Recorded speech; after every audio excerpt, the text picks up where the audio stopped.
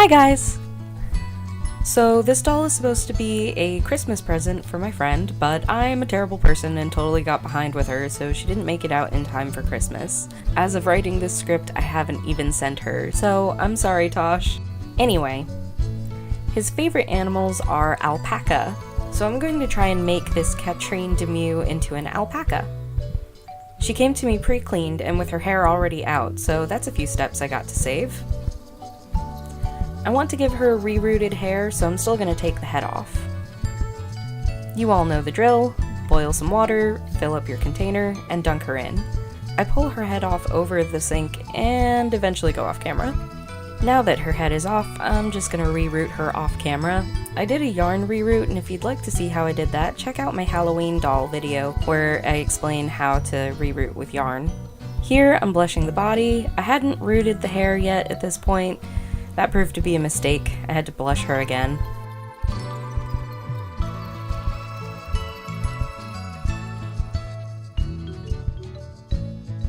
Katrine's skin tone is a pure white, and I remember seeing one of Delightful's videos where she does a Katrine and she mentions that working with a pure white is sort of weird because she's used to working for midtones, and I was sitting there going, what? How is that hard? When you draw or color, you usually work on white paper. But having customized my own Katrine now, yeah, absolutely, super hard. I thought I'd just be able to add a few shadowy colors and that I'd just leave her skin bare for the highlights, but it's way harder than that. Maybe I had such a rough time because I'm more used to approaching these dolls from a makeup perspective, where I contour, blush, and highlight, rather than an artist perspective where you're building colors up from nothing. I don't know, but I would say that if you're new to this hobby and looking for a first custom, this is not the base to go for. Cleo, Draculara, or Claudine is probably where you want to start. Okay, time to start on the face. I start out by sketching in the eyes in a super light peach color, then come back over with darker browns to build opacity. Sketch in eyebrows with your pastels. I'm trying to give her blonde brows since she's being brooded with blonde hair at this point, but I think the color I chose was way too yellow. I ended up having to darken her brows quite a bit with my pencils, and they still came out looking a little wonky.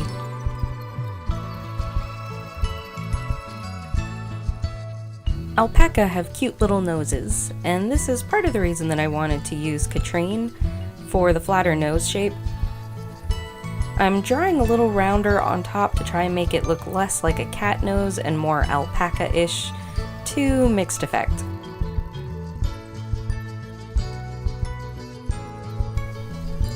I really wanted my friend to like this, so I was super unsubtly asking him all these questions about his taste.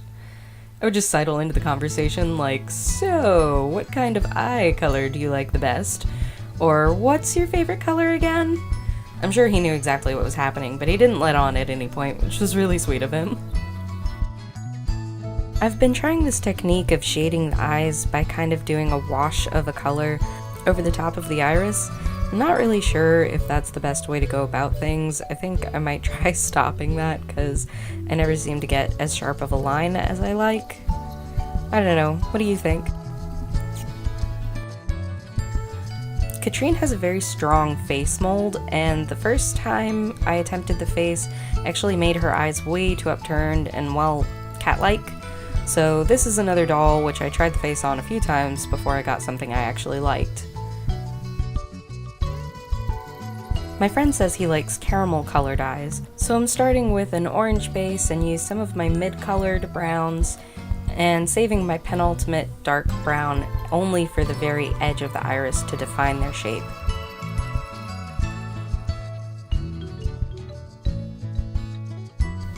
Here I'm defining the lip crease in like a light pink kind of a color.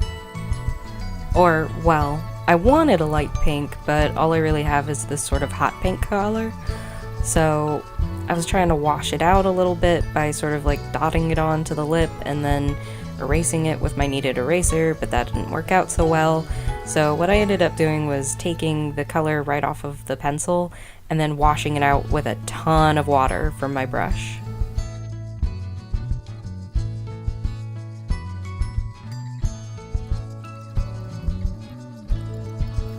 I saved my black exclusively for the winged eyeliner and lashes.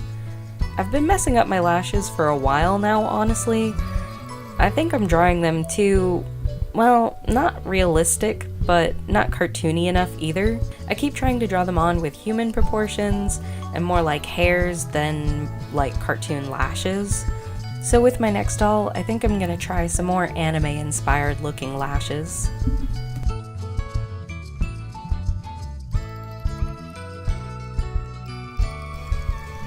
For some reason, I thought that I would barely even have to paint the white of her eyes white just because of the base of the color on the doll, but no, I had to go in there with my whites. And I never seem to get a very good color payoff with these pencils, so I'm just taking pigment directly from the pencil with my paintbrush and dabbing it on carefully into the whites of her eyes.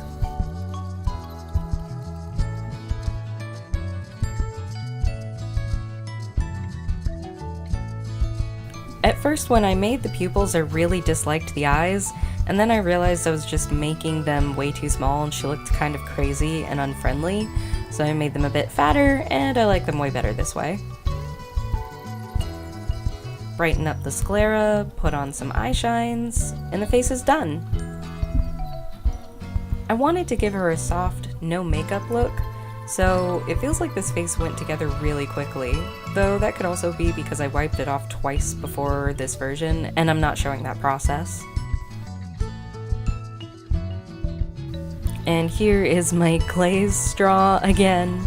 I still haven't gotten an actual bottle of glaze. I'll get around to it.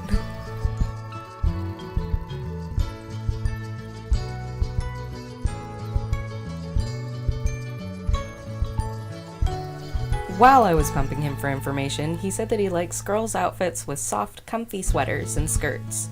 So I came up with a pleated skirt in a soft brown and a slightly oversized sweater. I painted on an alpaca face with acrylic paints, since her sweater looked a little too plain by itself. I also gave her socks with little alpaca faces for knees. Since it's still winter and one of my favorite seasons, I thought she'd look super cute in a big fluffy jacket. Purple is his favorite color, so she'll get a purple jacket to tie in with the sweater design. I added a big fluffy trim in the hopes that it would look a little like alpaca wool. Not sure if it really gets the look across, but it is cute. Give her some matching boots, and the outfit is finished. She came out pretty cute in the end, I think. Since she's a gift for someone else, I won't name her this time. By the way, this is my last doll that I won't be showing the process of making her hair or outfit, so next month's first video will be a little different. It'll be the hair and outfit for my next character.